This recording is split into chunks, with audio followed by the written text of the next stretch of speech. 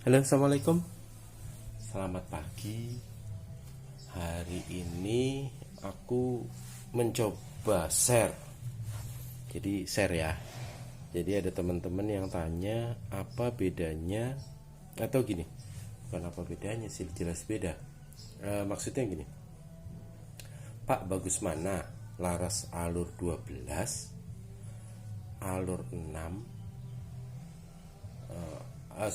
alur 6 poligon, alur 6 atau poligon. Jadi alur 6 dan poligon itu menurut yang tanya sama, padahal berbeda. Jadi alur, sorry berisik, itu teman-teman lagi, si Agus lagi ngamplas. Oke, dilanjut. Jadi gini, alur 12, alur 6 dan poligon itu jenis alur yang berbeda. Nah, ini saya udah nyiapkan gambar dan hitungannya. Kenapa berbeda? Mereka akan tanya akurasi, Pak, alur 6 dengan poligon dengan alur 12 akurasinya bagaimana? Akurasi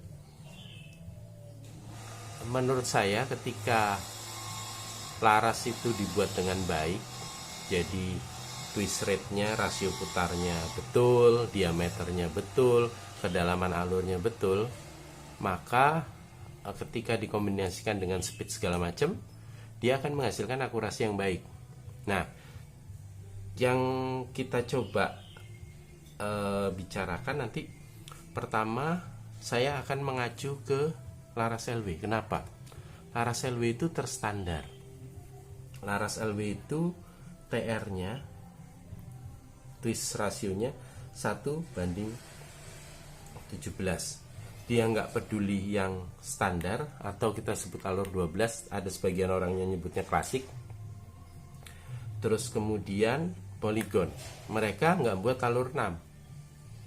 Jadi mereka cuma buat alur 12 atau standar dan poligon. Tetapi tetap saya bahas alur 6-nya. Nah, kalau bicara akurasi, selama ketiga-tiganya ini ukurannya betul, jadi maksudnya lubangnya kalau 4,5 ya 4,5 gitu. Terus rasionya kalau dibilang 1:17 ya 1:17 betul. Kehalusannya baik, jadi kehalusan yang di dalam alur ini bagus, makanya ada proses lapping. Itu aku rasa akurasinya akan sama. Nah, apa kemudian yang membedakan kenapa ada alur 12, 6 dan poligon? Menurut pendapat saya lebih ke arah efisiensi penggunaan angin.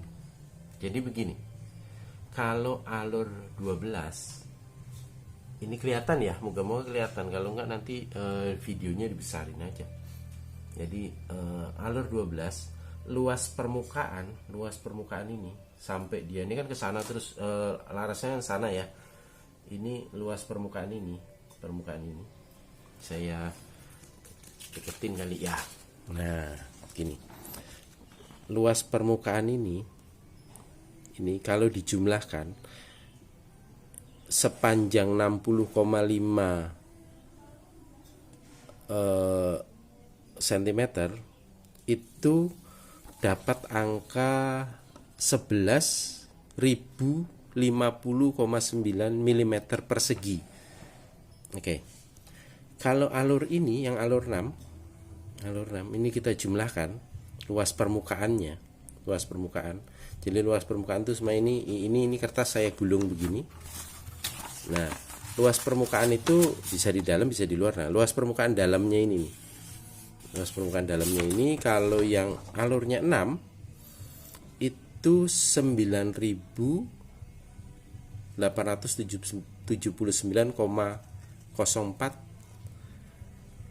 mm persegi. Ini saya tulis gini, saya males konversi ke cm persegi. Nah, terus poligon. Nah, ini poligon. Alur poligonnya bentuknya begini ya.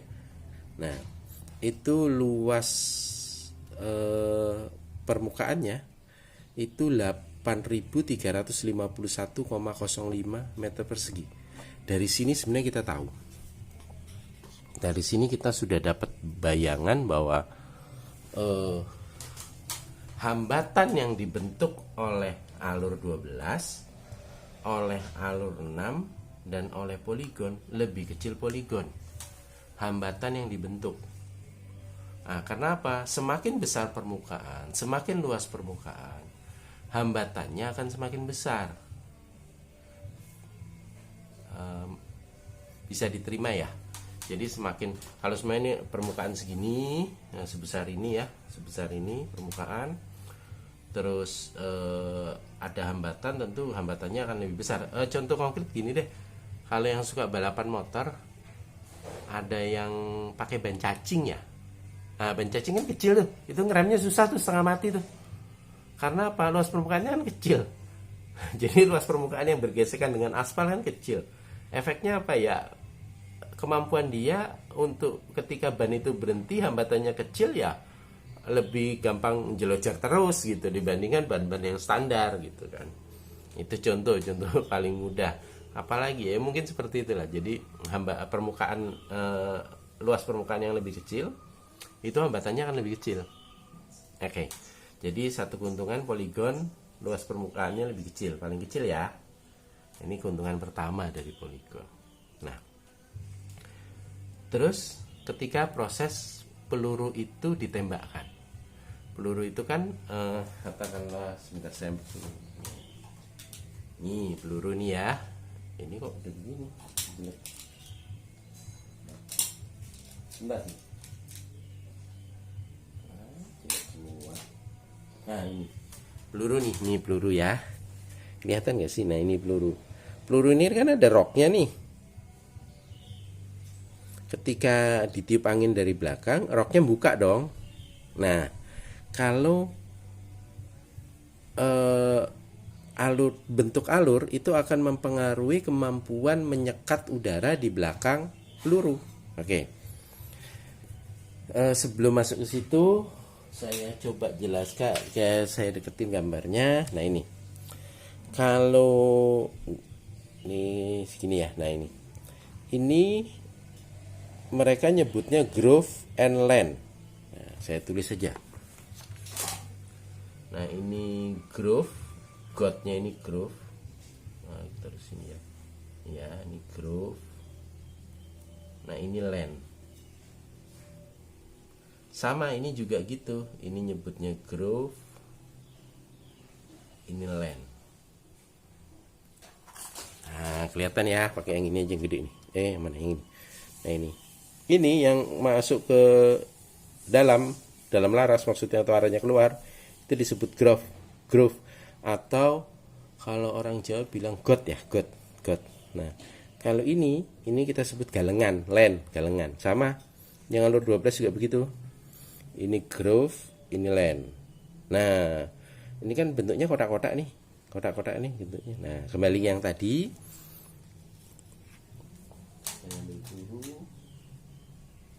nah ini peluru.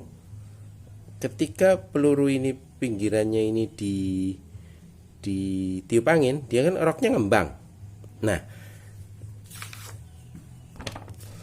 kalau bentuknya seperti ini kurang kelihatan, kecil-kecil soalnya alurnya 12. Nah ini yang 6 aja. Nah ini mungkin di celah-celah sini, di ujung-ujung ini masih ada lubang ini. Kalau nggak percaya, kalau ada senapan pompa, dimasukin peluru bisa ditembakkan, tapi satu kali pompa, terus pelurunya ditahan, jadi macet di dalam nanti pelurunya. Peluru ini nanti ditahan sehingga pelurunya macet di dalam. Nah, terus diintip dari belakang. Di celah-celah ini masih ada cahaya loh, masih tembus nih, ada cahaya di sini. Itu groove and land. Nah, kalau poligon kasusnya nggak begitu, karena ini bentuknya melengkung begini. Nah orang bule nyebutnya, kalau ini disebutnya hill, Yang ini agak masuk, ini gotnya ini kan kelihatannya masuk ini kalau dibuat lingkaran ya. Nah ini disebutnya valley, lembah dan gunung kali ya. Nah ini disebut hillnya karena ini sebenarnya melengkung begini ya, melengkung gitu. Ini disebut hill, ini valley. Nah apa bedanya? Ketika peluru ini ditiup dari belakang, dia karena bentuknya nggak ada bentuk-bentuk yang tajam seperti yang ini ya, sisi sudut-sudut tajam ini, sehingga udara itu tersekat dengan baik. Efeknya apa? Efisiensinya jauh lebih meningkat lagi. Tadi di awal kita sampaikan poligon itu setelah kita hitung ya, poligon itu luas permukaan dalamnya 8.351. Itu udah kelebihan. Kelebihan itu maksudnya keunggulan. Kemudian ditambah lagi dengan ketika anginnya ditiup, itu roknya peluru ini bukanya itu langsung nyekat semua. Ini tersekat semua ini. Tersekat semua. Efeknya apa? Gak ada angin yang tembus atau bahasa Jawanya berobos. Nah kalau di kasus alur, nih makanya kan beda ya. Alur, ini alur 6, alurnya ada 6. Ini poligon.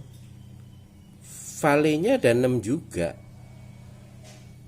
Tapi beda cerita. Kalau ini masih ada angin yang berobos, kalau ini udah enggak. Ini udah enggak. Nah, artinya apa? Kalau ditanya bagus mana, mau poligon, mau alur 6, mau alur 12, mau alur 12, alur 6 atau poligon, kalau bilang akurasi sama-sama bagus. Tetapi kalau dibilang efisiensi, nah efisiensi poligon paling baik.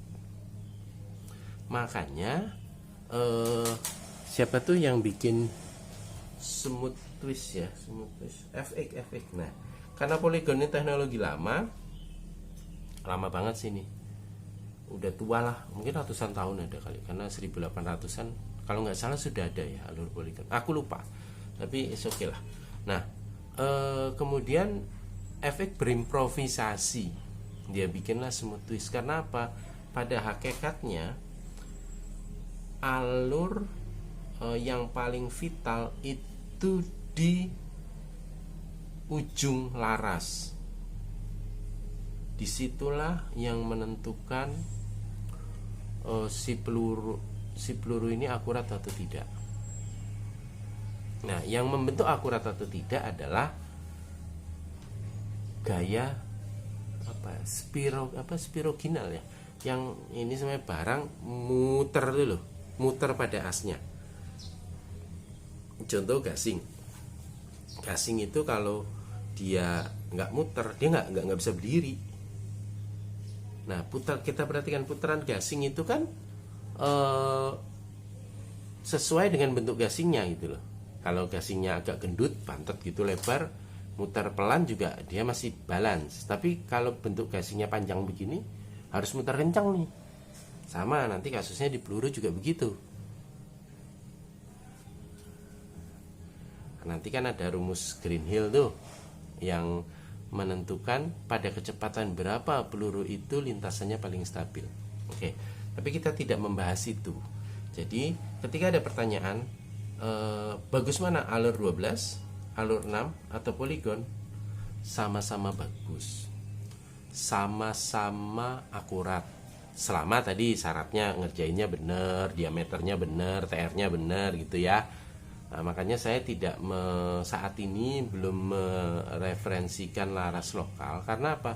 Laras lokal yang bagus ada, tetapi masalahnya nggak konsisten. Kita beli ke satu pengrajin, kita beli 10 laras, belum tentu kualitasnya saling mendekati. Ada yang bagus, ada yang akurat, ya. Terus ada yang kurang optimal kan gitu. Belum lagi ditambah rata-rata laras lokal itu lubangnya kecil. Kalau laras, anggap gini deh, Kalau kita bicara HW 100, kalau bicara Borneo nanti bilang iklan ya. Nah, gini aja deh, saya bicara HW 100. Kalau kita punya laras HW 100, terus kita copot saja, kita setting tadi di 950 contoh, terus laras itu kita lepas, yang orinya HW 100 kita ganti dengan laras lokal dengan panjang sama, mesin nggak diapa-apain, itu pasti speednya langsung drop. Kenapa? Karena laras lokal lubangnya lebih cenderung lebih kecil dan permukaannya lebih kasar. Itu jadi hambatan lagi, ya kan? Nah, tadi aja kelihatan nih bedanya. Ini nanti efisiensi poligon akan lebih besar. Apalagi tadi ditambah lubang kecil, kasar, ya sudah. Itu. Nah, kembali ke yang tadi efisiensi. Jadi pelurunya pertama hambatannya poligon lebih kecil. Terus yang kedua, dia ketika rok itu buka, dia bisa mengoptimalkan angin, nggak ada yang berobos di sela-sela ini. Ini alurnya malah lebih parah, lebih banyak yang berobos. Tetapi keunggulannya apa dia di sini? Karena permukaannya lebih hambatannya lebih besar, ngegripnya itu lebih baik lah. Jadi kemungkinan slip di alur 12 ini lebih kecil ketika peluru itu dikebut kencang. Tetapi sampai batasan tertentu, karena kemampuan dia nahan juga pasti terbatas kan. Kalau poligon ya selama ini sih oke-oke aja sama settingnya betul. Saya dulu ingat sekali ketika poligon ini pertama kali masuk, kita coba pakai, keluhan teman-teman itu, teman-teman kan bilang gini, poligon itu bagus poligon itu bagus buat senapan hunting. Kalau buat pertandingan lebih baik alur 12. Masalahnya sebenarnya bukan itu, masalahnya ketika laras alur 12 yang akurasinya sudah baik dilepas, diganti dengan poligon yang efisiensinya lebih baik, yang terjadi apa? Kecepatan peluru naik. Nah, sesuai dengan rumusnya si Mbah Greenhill yang menghitung tentang kecepatan, diameter peluru, panjang peluru itu berapa yang bisa mendapatkan peluru yang stabil. Nah, ini kan jadi lebih tinggi nih naik speednya. Efeknya apa? Efeknya ya kalau nggak pas akurasinya, jadi groupingnya jadi lebih besar. Wajar karena ini kan lebih efisien. Jadi poligon lebih efisien. Jadi ketika dia dapat tenaga yang sama, speednya pasti lebih tinggi. Nah, kalau disuruh milih laras mana yang baik, ya saya sih baik semua, akurasinya bagus semua. Kalau tanya yang efisien, baru saya bisa jawab poligon lebih efisien. Kalau semamanya dapat laras poligon, beli katakanlah 3 juta gitu, terus ada laras standar yang alur 12 lebih murah, ya saya mending ambil yang ini. Toh angin seberapa sih gitu. Jadi tergantung kita aja. Tapi intinya kalau dari kualitas akurasi sama, selama pembuatannya betul. Yang jadi perbedaan adalah efisiensi. Itu aja. Oke, itu aja. Kalau ada yang mau nanya, aku sebenarnya nggak begitu sering buka atau ke handphone gitu untuk lihat kayak Facebook atau komentar WA segala macem, atau kayak Facebook sih buka, tapi paling ya begitu-gitu doang ya, malah komentar yang nggak gena-gena. Jadi kalau mau tanya lebih baik call aja dah, jelasinnya lebih enak. Itu aja sih yang mungkin bisa saya sampaikan. Oh ya, kalau mau kita share, jadi kita enggak tentang tanya saya ngajarin enggak, tapi kita share. Karena apa? Mungkin saya juga ada yang salah. Bisa telepon ke